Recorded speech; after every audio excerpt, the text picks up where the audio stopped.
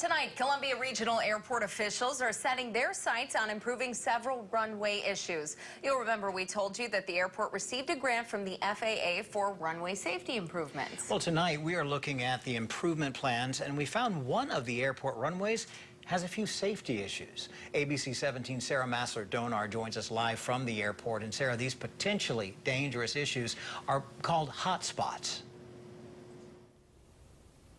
They are, Joey. There are 3 hotspots on the 2 runways here at the Columbia Regional Airport. Now, the main runway is called runway 220, and then the crosswind runway, and both of these are behind me here. That one is called 1331, and so I'll be mentioning those in just a second, so there's some context for those runways. But the FAA requires that these hotspots be fixed, and airport officials that I talked to today say with the new grant that they recently got for the airport, those hotspots will be fixed.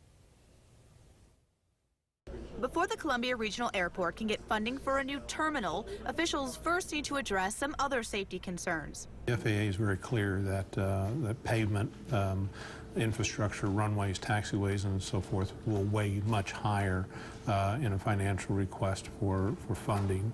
Infrastructure improvements to increase safety have been the main focus since 2009, and some safety concerns have to do with something officials call hot spots.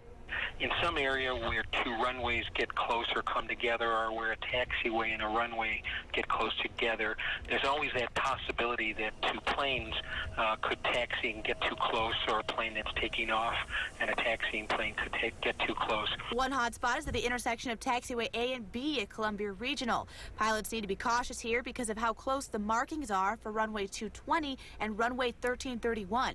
Officials say, though, that that one is almost fixed. We've taken care of that for the most part now.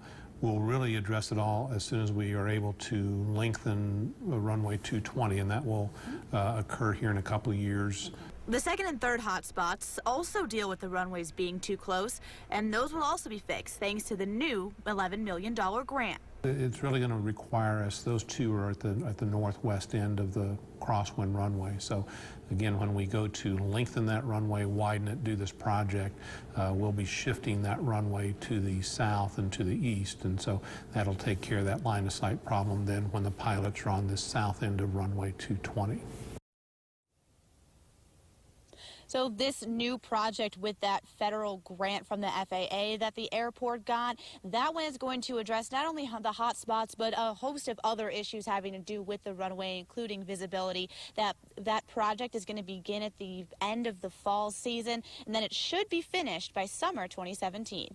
Reporting live here in Columbia, Sarah Massler-Donar, ABC 17 News.